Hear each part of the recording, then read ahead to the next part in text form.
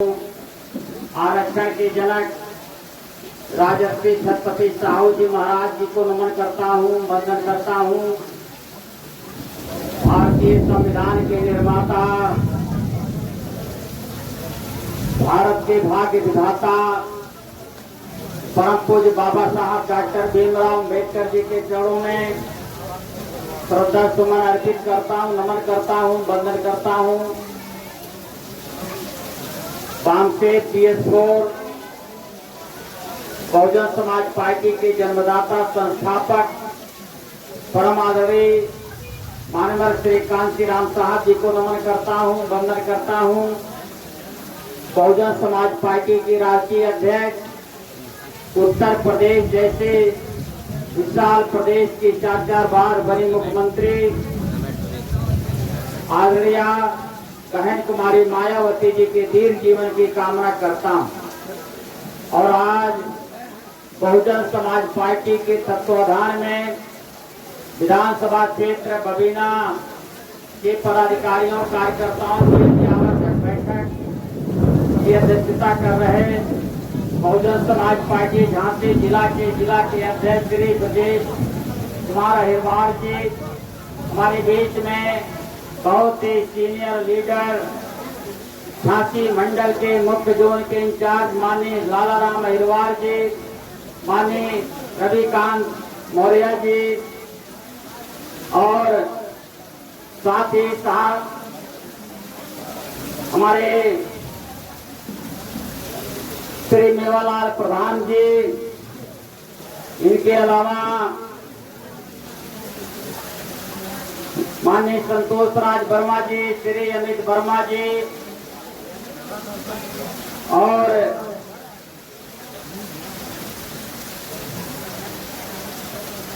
माननीय संजीव फाइटर जी, संतोष वर्मा जी, माननीय हरगोविंद अहिरवार जी, रिंकू अहिरवार जी, माननीय शक्तिदीन श्रीनिवास जी, संतराम जी, महेंद्र फौजी जी, हरिशंकर यादव जी, इनके अलावा जिला के और विधानसभा के सेक्टर के सभी पदाधिकारीगण आज यहाँ पे हमारी भारी संख्या में हमारी मां बहनें यहाँ पर उपस्थित हैं। मैं बहुजन समाज पार्टी के तरफ से आदरणीय बहनों भाइयों का हार्दिक स्वागत करता हूँ, हार्दिक अभिनंदन करता हूँ। अभी हम लोग जब यहाँ आने के लिए निकल रहे थे, साथियों ने कहा कि बरसात हो रहा है, पानी बरस रहा है। उन्होंने कहा पानी रुक नहीं रहा है। हमने कहा आज तो बरसात से और बहुजन समाज पार्टी का पाला पड़ा है और जब ये बरसात नहीं रुकेगा तो बहुजन समाज पार्टी कोई कार्यकर्ता भी रुकने वाला नहीं। और मेरे साथियों, हमारा देश अंग्रेजों की गुलामी में जकड़ा हुआ था। हर वर्ग, हर जाति, हर धर्म के मानने वाले लोगों ने जंगे आजादी में अपना योगदान दिया, सर्वस्व न्यौछावर किया, फांसी के फंदे पर झूले, जेल की यातनाएं सह करके तब भारत को आजाद किया। मेरे साथियों, हम सब लोग इस देश का दलित और पिछड़ा वर्ग दोहरी गुलामी में जी रहा था, दोहरी गुलामी में जी रहा था। एक तो अंग्रेज हमारे देश पर हमारे लोगों को गुलाम बनाया था, दूसरा हमारे मालिक कोई और थे, हम उनके भी गुलाम थे। हम दोहरी गुलामी में जीवन यापन करने के लिए मजबूर थे। धन्य है परम पूज्य बाबा साहब डॉक्टर भीमराव अम्बेडकर जी, जिन्होंने अपना जीवन न्यौछावर करके और इस देश और समाज के लिए काम किया था। बाबा साहब डॉक्टर अम्बेडकर जी ने संघर्ष करके तमाम कानूनी अधिकार हमें देने का काम किया था। ये जो साथी ज्यादा बात कर रहे हैं, हमारी माँ बहनें जो बतिया रही हैं, वैसे भी आप घर नहीं जा पाएंगी। जितना बरसत हुआ है कैसे जाना भाई को गरजत हुआ है ये नाते तक अच्छा है जब अच्छा है तरी चुतियान रहा हमार बच्चे तक भी सुन लिया समझ में आवत बा कि ना आवत बा आपने अपनी भाषा आप लोग हमारी बात को सुन लीजिए बरसात हो रहा है इसका उपयोग करिए जो बातें हम बताने जा रहे हैं वो नई नई बातें थोड़ा शांत हो जाइए अच्छा लगेगा हमारे भाई बंधु भी जो बात कर रहे हैं थोड़ा शांत रहें तो कुल मिलाकर के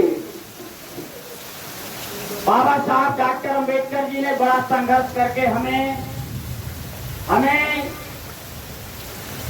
जानवर समझा जाता था जानवर से भी बदतर हमें समझा गया है इस देश में और अकेले महापुरुष बाबा साहब डॉक्टर अंबेडकर जी थे जिन्होंने संघर्ष करके हमें जानवर से इंसान बनाने का काम किया हम बाबा साहब डॉक्टर अंबेडकर जी के शुक्रगुजार हैं हम उनको नमन करते हैं हम उनको वंदन करते हैं कि आपने संघर्ष करके हमें इंसान बनाने का काम किया और तमाम हमें ऐसा अधिकार दिया जिससे मान सम्मान स्वाभिमान के साथ आज हम भारत में जिंदा हैं ये किसी देवी देवता के बदौलत नहीं है किसी देवी ने हमारी बात को नहीं सुना किसी देवता ने कोई हमारी बात को नहीं सुना हमने बलि देने का काम किया हमने बहुत पूरी प्रतिष्ठा चढ़ाने का काम किया सब कुछ देवताओं को मना करके थक गए लेकिन कभी हमको कोई अधिकार नहीं मिला हमें अधिकार मिला तो बाबा साहब डॉक्टर अंबेडकर के संविधान के बदौलत मिला मेरे साथियों आप देख रहे हैं ऊपर लिखा है बहुजन समाज पार्टी ये 3 शब्द है और ये तीनों शब्द 3 महापुरुष ने दिया है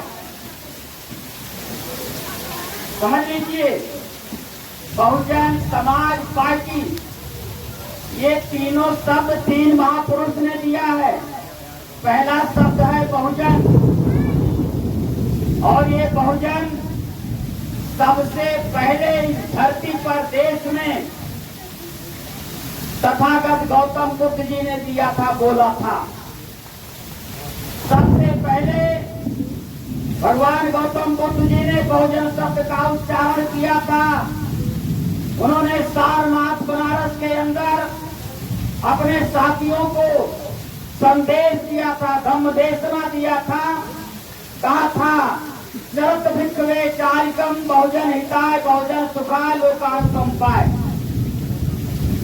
आए बहुजनों विचरण करो बहुजन के हित के लिए बहुजन के सुख के लिए और लोगों पर अनुकंपा के लिए तो मानवर कांसी राम साहब ने भगवान गौतम बुद्ध की उस वाणी को बहुजन शब्द को पहले जोड़ दिया बहुजन जोड़ा दूसरा शब्द है समाज पहली बार इस धरती पर समाज की परिकल्पना करने वाले परम पूज्य बाबा साहब डॉक्टर अंबेडकर जी थे उसके पहले समाज की परिकल्पना किसी ने नहीं किया था हमारा समाज 6,745 जातियों में बटा हुआ समाज है कुछ चंद चालाक लोगों ने जातियां बनाई और जातियों में उपजातियां बनाई और उपजातियों में तमाम उपजातियां बना करके उन जातियों में रोटी बेटी का संबंध बंद कर दिया कोई एक दूसरे घर नहीं खाएगा कोई एक दूसरे में शादी विवाह नहीं करेगा और बांट दिया हम अलग अलग हो गए और बाबा साहब डॉक्टर अंबेडकर जी ने जो सपना देखा था उन्होंने इतिहास पढ़ा और हमारे देश में तमाम ग्रंथ लिखे गए 54 स्मृतियां लिखा गया 18 पुराण लिखा गया 9 शास्त्र लिखा गया 4 वेद गीता रामायण लिखा गया गोरखपुर में गीता प्रेस है जो रोज समाज को गुलाम बनाने की साजिश रचता है। मेरे साथियों, बाबा साहब डॉक्टर अम्बेडकर जी ने देखा कि हमें इस देश का हुक्मरान बनना है। उन्होंने इतिहास को पढ़ा कि 4000 साल पहले यहाँ पर यादव कुर्मी कहार कुमार लोहार धोबी रहचार कोरी पाटी चमार गुजलवाई खनिज बंजारा, ये 6743 जातियों का राजपाट था। लेकिन तमाम विदेशी आक्रमणकारी भारत में आते हैं। उन विदेशी आक्रमणकारियों ने हमारे राजा महाराजा अर्थात हमारे पूर्वजों से लड़ाई लड़के परास्त कर दिया, हमारी धनधरती राजपाट को छीन लिया और हम राजा की औलाद होकर के, राजा के खानदान के होकर के आज हमें देख करके नहीं लगता, हमारे मकान को देखकर, हमारे चेहरे की मायूसी देख करके धसी हुई आंखें और पचके हुए गाल और रीढ़ की हड्डी तक पचका हुआ पेट देख करके कोई अनुमान नहीं लगा सकता कि हम इस देश के हुक्मरान थे। लेकिन पहले व्यक्ति थे बाबा साहब डॉक्टर अम्बेडकर जी, जिन्होंने हमें कहा कि हम इस देश के हुक्मरान थे, हमको इस देश का फिर से हुक्मरान करना है, हमें इस देश का फिर से राजा बनना है। पहले राजपाट की लड़ाई दो तलवार से लड़ी जाती थी। एक सेना दूसरी की सेना पर चढ़ाई करके युद्ध करते थे। जिनकी सेना मजबूत होती थी वो दूसरे राजा के ऊपर आक्रमण करके उनका सब कुछ छीन लेते थे, गुलाम बना लेते थे। मेरे साथियों, ये तरीका था। तलवारें चलती थी, तोपें चलती थी, बंदूकें चलती थी।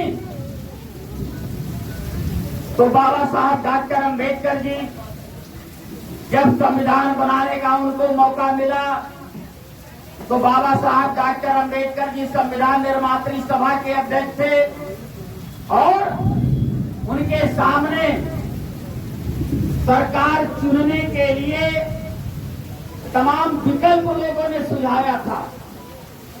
तमाम लोगों ने कहा कि वोट देने का अधिकार उसको मिले जो ग्रेजुएट हो, जो बीए बीकॉम बीएससी किया हो, उसको वोट देने का अधिकार मिले।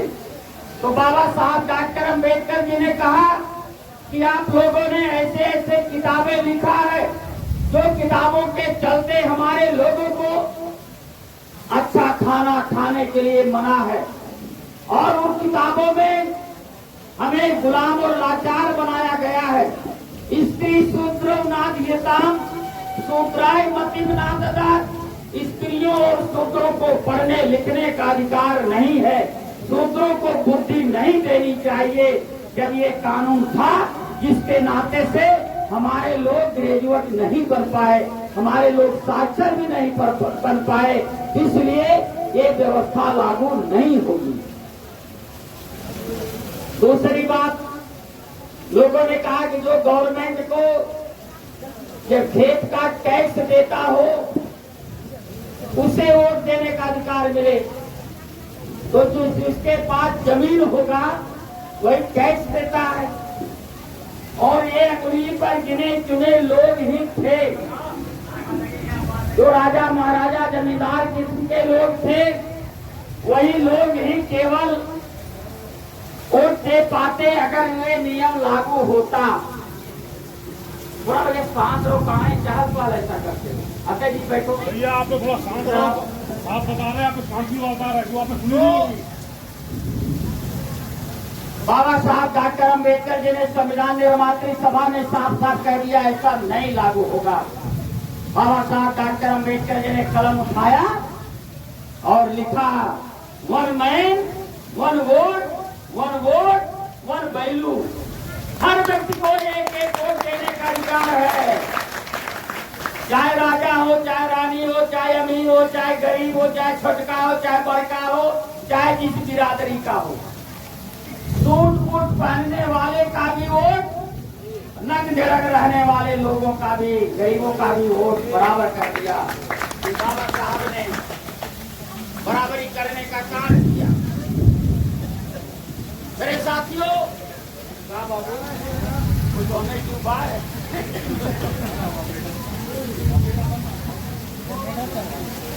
देखा भाई, हम बोले के लिए तैयार है तो हम लोग सुने के तैयार है, लेकिन ये लाउड स्पीकर बोले जब ना चाहते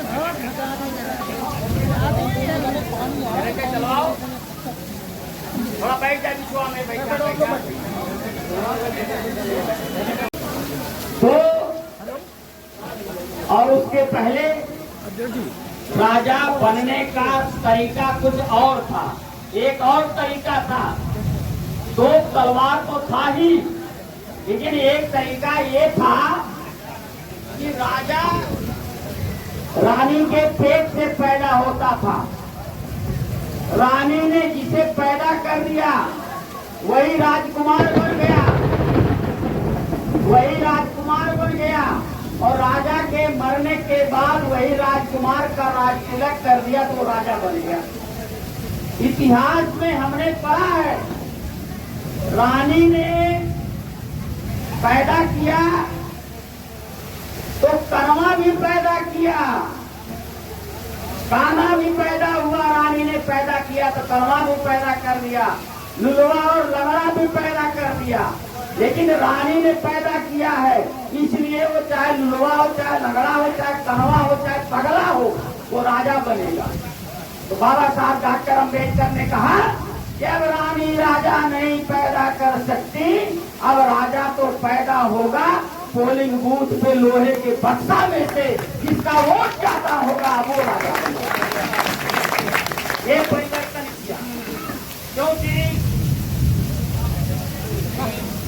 क्योंकि बाबा साहब डॉक्टर अम्बेडकर जी जानते थे कि हमारा वोट 100 में 85 है और 85 15 से ज्यादा होता है, और 85 एक जगह और 15 एक जगह, तो गिनती होगा तो बहुमत होगा 85 का, क्योंकि हमारा वोट सबसे ज्यादा है। लेकिन चतुर चालाक लोगों ने हमारे 85 लोगों को बांट करके 85 जगह कर दिया। जब 85 जगह कर दिया, हमारे 85 लोगों को एक जगह रहने के बजाय चतुर चालाक लोगों ने 85 जगह बांट दिया और 15 वाला एक जगह हो गया। तो बहुमत किसकी हो गई? 15 वाले की। तो इसलिए देश के आजादी से आज तक 15 वालों की सरकार है, और ये सरकार उनके नाते से नहीं है, बल्कि ये सरकार जो बनी है हमारे और आपके विभाजित रहने के कारण बना है। जिस दिन हम इकट्ठा हो गए उस दिन आपकी सरकार बनेगी, और ये जिनकी सरकार बनी है ये आपके तरीके से आपके सामने गिड़गिड़ाने का काम करेंगे। तो इसलिए मेरे साथियों, बाबा साहब डॉक्टर अम्बेडकर जी ने हमें तमाम अधिकार दिया। बाबा साहब चाहते तो कहीं भी नौकरी कर सकते थे,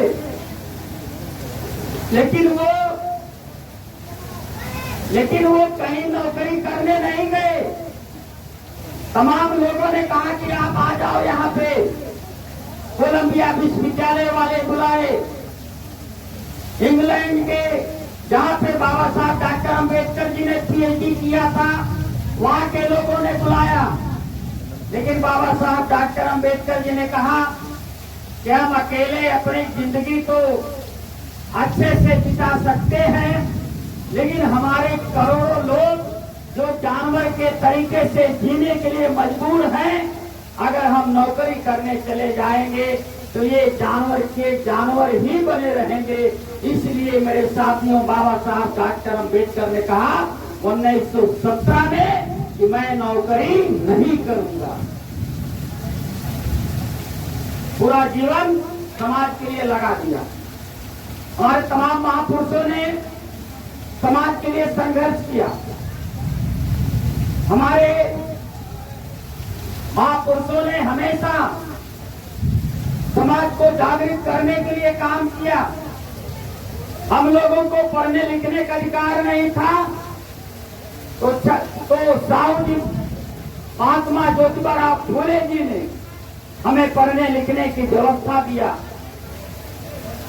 हमें आगे बढ़ने का मौका दिया। पढ़ लिख करके हमारे लोग आगे बढ़ रहे थे, तो छत्रपति साहू जी महाराज जी ने हमें 50% आरक्षण दिया। साहू जी महाराज ने पहली बार 1902 हमें आरक्षण दिया, और आरक्षण के बारे में तमाम लोग कहते हैं कि जिसको एक बार आरक्षण का लाभ मिल जाए उसको दोबारा आरक्षण नहीं मिलना चाहिए, ऐसा कहते हैं। और मेरे साथी, इस बात को हमें समझना चाहिए, जो आरक्षण का आधार है वो आर्थिक नहीं है, वो सामाजिक है।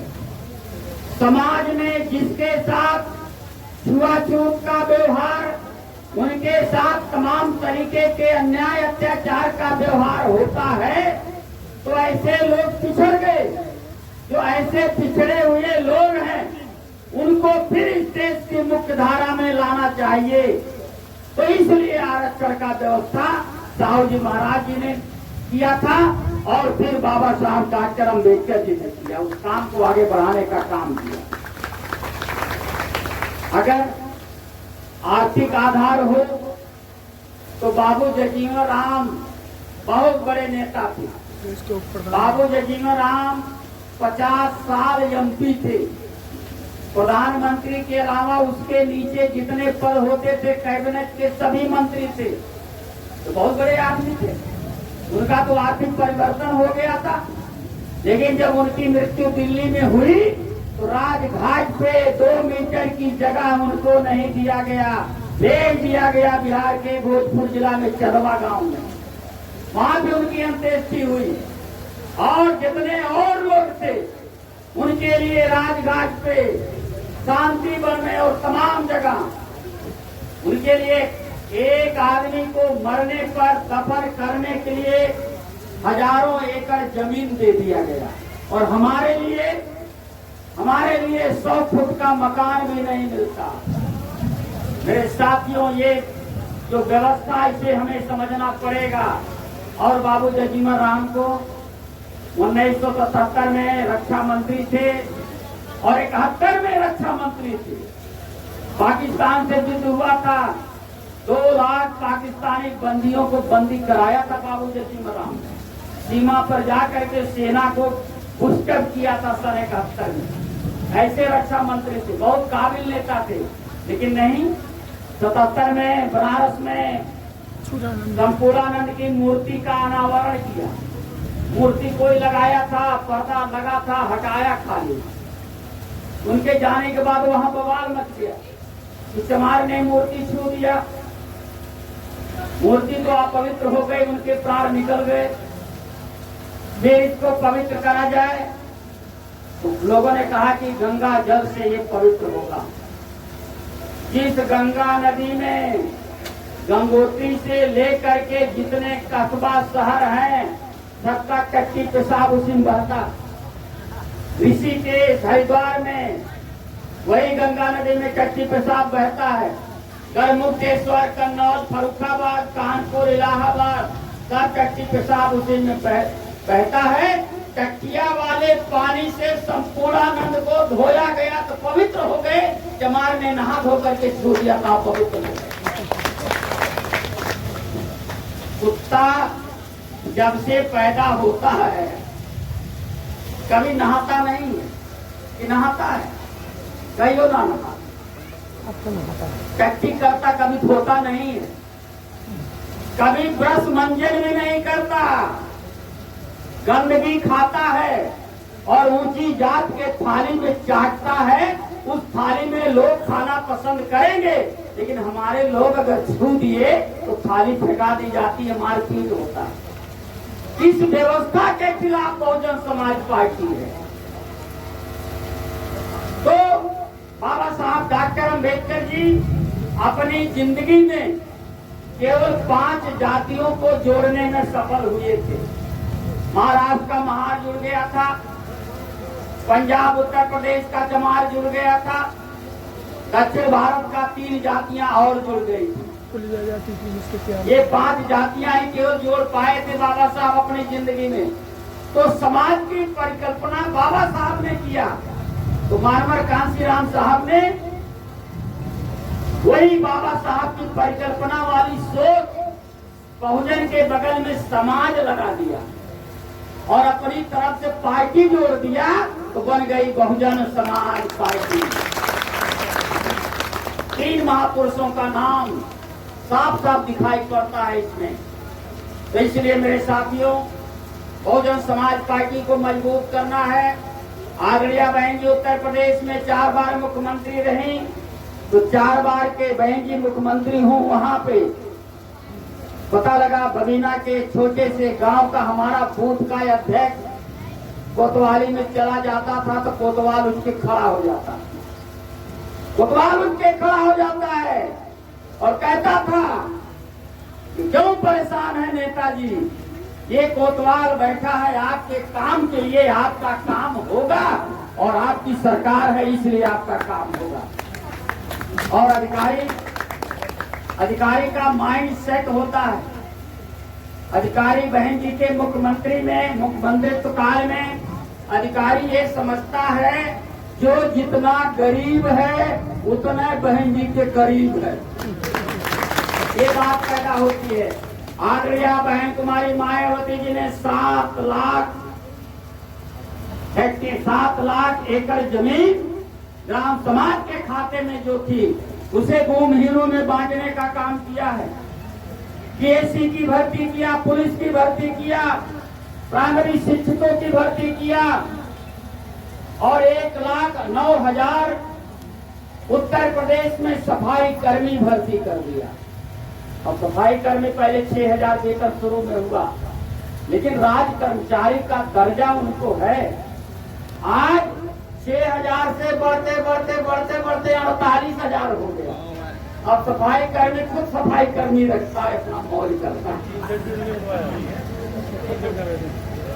तो बहन जी ने बहुत काम किया और लेकिन ये भाजपा वाले जब से बैठे हैं तब से खाली यही पुलिस की भर्ती कर पाए, इसके अलावा कोई भर्ती नहीं हुआ। हमारा कार्यकर्ता यहाँ से आगरा जाता है परीक्षा देने, वहां गया, पता लगा पेपर लीक हो गया, पेपर लीक हो गया, फिर भाग के बेचारा आता। केवल यही हुआ।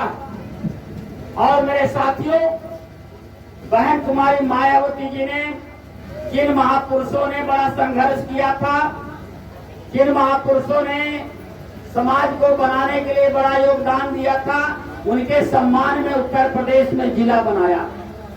भगवान गौतम बुद्ध के नाम पर गाजियाबाद को काट करके गौतम बुद्ध नगर बना दिया और पूरे यूपी में सबसे ज्यादा पढ़ा लिखा साक्षरता का दर गौतम बुद्ध नगर में, सबसे ज्यादा पढ़ा लिखा वहीं। गौतम बुद्ध की मां के नाम पर, महामाया के नाम पर हाथरस को जिला बनाया था। बाबा साहब डॉक्टर अंबेडकर जी के नाम पर, जहां से मैं चलकर आता हूं अयोध्या फैजाबाद, वहां अंबेडकर नगर जिला बनाने का काम किया था। सतगुरु रविदास जी जिन्होंने 650 साल पहले पाखंड के खिलाफ काम किया था, गुरु रविदास जी ने 650 साल पहले कहा था, ऐसा जहाँ मिले सबन को अन्न, छोट बड़ सब संब से रविदास रहे प्रसन्न। ये ऐसे गुरु के नाम पर भदोही को, बनारस से काटकर भदोही को जिला बनाया और मानवर कांशीराम साहब के नाम पर एटा जिला को काट करके कासगंज को जिला बनाया। पंचशील नगर संभल को बनाया, नहीं हापुड़ को बनाया, भीमनगर संभल को बनाया। महात्मा ज्योतिबा फूले जिन्होंने सूत्रों में शिक्षा के लिए अभियान चलाया, महात्मा ज्योतिबा फूले, उनके सम्मान में मुरादाबाद को, पश्चिम के इलाके को काट करके अमरोहा को जिला बनाया। कबीर साहब के नाम पर बस्ती में जिला बनाया। तो ये मेरे साथियों जिले बने, उनके सम्मान में बनाया। और छत्रपति साहू जी महाराज जी के नाम पर सुल्तानपुर में अमेठी को जिला बनाया। और छत्रपति साहू जी महाराज जी के नाम पर लखनऊ में जो मेडिकल कॉलेज था उसे 3000 करोड़ दे करके विश्वविद्यालय बनाया। और छत्रपति साहू जी महाराज मेडिकल विश्वविद्यालय बनाया। कानपुर में छत्रपति साहू जी महाराज 1919 में आए थे, अखिल भारतीय कुर्मी क्षत्रिय महासम्मेलन को संबोधित किए थे। तो उनके आगमन के सम्मान में मानवर साहब ने कानपुर में बहन जी ने साहू मेला लगवाया और कानपुर विश्वविद्यालय का नाम छत्रपति साहू जी महाराज रखा। ये काम किया, लेकिन ये सब नाम समाजवादी पार्टी की सरकार ने खत्म कर दिया। और ये समाजवादी हम तो ना हारा है भाई, हम तो बोलिए बोलो चाहे जान। बहुत देर से बरस रहा था, बंद हुआ है, लोगों को घर जाना है, इसलिए हम भी अब थोड़ी देर अपनी बात खत्म कर देंगे, ज्यादा नहीं। आप सबको दूर दूर जाना होगा। हमारे साथियों ने आप लोगों को बुलाया और आप लोगों ने बहुत अच्छी मीटिंग कराई, बहुत अच्छा आपको लोग यहाँ पर मौजूद थे, बहुत अच्छा लगा। इसलिए मेरे साथियों, बाबा साहब डॉक्टर अम्बेडकर जी हमेशा कहते थे reach the voter, teach the voter. Voter के पास जाओ, वोटर को पढ़ाओ, गुलामों को गुलामी का एहसास करा दो, तो गुलाम खुद अपनी पैर की बेड़ियों को तोड़ डालेगा। इसलिए मेरे साथियों, हमारे महापुरुषों का सम्मान और उत्तर प्रदेश का विकास जितना आदरणीय बहन जी ने दिया और तमाम विभागों में नौकरी निकाल करके लगभग 50 लाख नौकरी आदरणीय बहन कुमारी मायावती जी अपनी सरकार ने दिया। तमाम मेडिकल कॉलेज बनाया और आज प्राइमरी स्कूल बंद किया जा रहा है। कुंभ का मेला लगाने के लिए पैसा था, अमरनाथ की यात्रा कराने के लिए पैसा है, अयोध्या में कुछ फूफा करने के लिए पैसा है, लेकिन प्राइमरी स्कूल के लिए पैसा नहीं है। तो फिर हमको उसी स्थिति में ले जाना चाहते हैं कि अगर ये पढ़ जाएंगे, मंदिर बनता है तो आप पुजारी भिखारी बनते हैं, स्कूल बनता है तो वहाँ अधिकारी बनते हैं। इसलिए स्कूलों को बंद करने की साजिश रची जा रही है। हमारी नेता और हमारी नेता ने कहा है ये संविधान बदलने की बात करते हैं, क्योंकि बाबा साहब डॉक्टर अम्बेडकर ने संविधान लिख करके जो 54 स्मृतियां का पुराण 9 सात 4 वेद गीता रामायण सबको अलग कर दिया। संविधान सबसे बड़ी किताब था, राम का फैसला भी संविधान ने ही किया है, तो उनसे भी बड़ा हमारा किताब है बाबा साहब डॉक्टर अम्बेडकर का संविधान। बाबा साहब ने एक बार कहा था श्री नाना चंद्र रत्तू जी से, कहा कि रत्तू लगता है अब हमारा भी जाने का समय आ गया। रत्तू साहब रोने लगे। बाबा साहब ने कहा कि रत्तू डॉक्टर अम्बेडकर नहीं मरेगा। बाबा साहब ने कहा कि डॉक्टर अम्बेडकर नहीं मरेगा। रत्तू मेरे लोगों को बताना सब कुछ हो जाए लेकिन संविधान पर आंच नहीं आनी चाहिए, और जब तक संविधान जिंदा रहेगा तब तक डॉक्टर अम्बेडकर जिंदा रहेगा, ये बाबा साहब ने कहा। और इसी बात को ध्यान में रख करके केंद्र की सरकार भारत के संविधान को बदलने की बात करती है, तो बहन कुमारी मायावती जी ने परसों ललकार करके कहा है कि अगर ये संविधान बदलने की बात करेंगे तो हम चुप नहीं बैठेंगे, हम सड़कों पर उतरने का काम करेंगे। ये बहन कुमारी मायावती जी का चैलेंज है। और अगर प्राइमरी पाठशाला बंद हुआ और कहीं और जगह मर्ज कर दिया तो बहन जी ने कहा है कि हमारी सरकार बनेगी, हम फिर से वो चालू करेंगे, रोकना नहीं है। एक बार बाबा साहब डॉक्टर अंबेडकर जी बंबई में थे। छत्रपति साहू जी महाराज बाबा साहब से मिलने गए। एक राजा बाबा साहब से मिलने गए। चपरासी ने बाबा साहब को बताया, कहा कि छत्रपति साहू जी महाराज ही आए। बाबा साहब आए और कहा कि आप राजा हैं, आप मुझे कह देते मैं कोल्हापुर आ जाता। साहू जी महाराज ने कहा, इस धरती पर तमाम राजा महाराजा पैदा होंगे लेकिन डॉक्टर अंबेडकर जैसा नेता नहीं पैदा होगा। एक बार बहन जी और मानवर कांसीराम साहब राष्ट्रपति थे उस समय, माननीय के.आर. नारायण साहब। पहली बार मैं जब लोकसभा का मेंबर था तो बहुजन समाज पार्टी ने उन्हें सपोर्ट किया था, हम भी उनके मतदाता थे। गए राष्ट्रपति भवन में मिलने के लिए, बहन जी गई मानवर साहब को, बातचीत करके वापस आए। साहब आगे आगे कार तक आ गए तो पीछे मुड़ के देखा तो राष्ट्रपति भी चले आ रहे।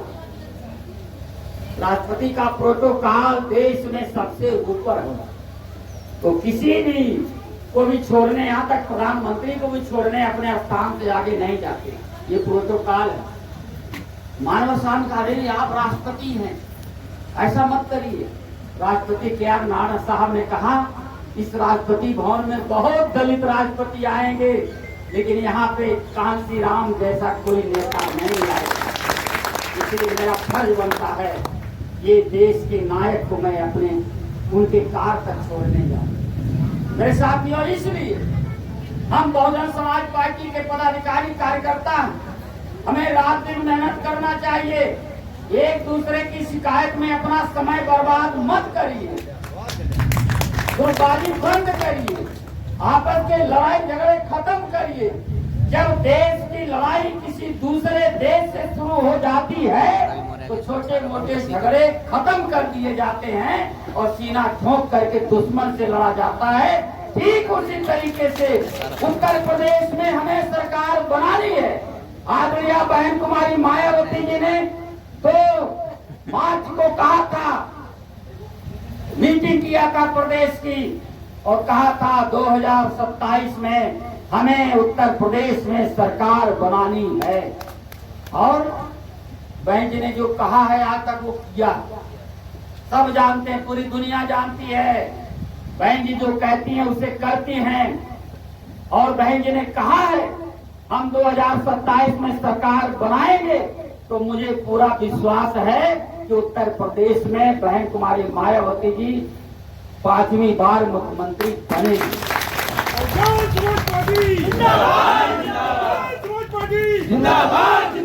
हमें हर वर्ग में, हर जात में, हर धर्म में, तमाम पिछड़ी जातियों में, तमाम अनुसूचित जातियों में और तमाम अदर क्लास कास्ट के लोगों में हमें भाईचारा पैदा करना है।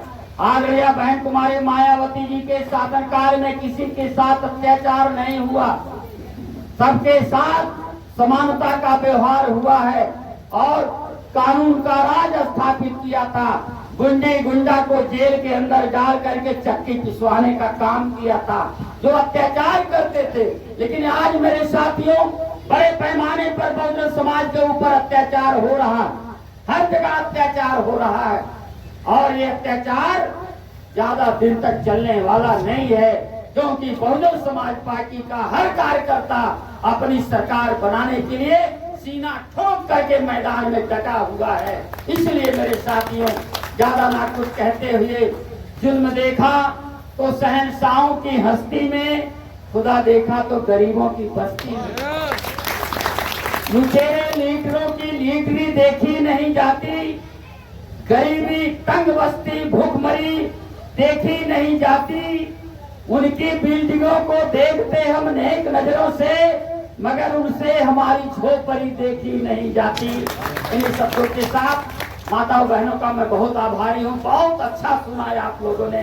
कितने लोगों के समझ में आया हाथ उठाइए। हाथ कम उठल बा माता बहनों का, एक मतलब ना समझ में आए बा। अब हम 1 घंटा फिर बोलो।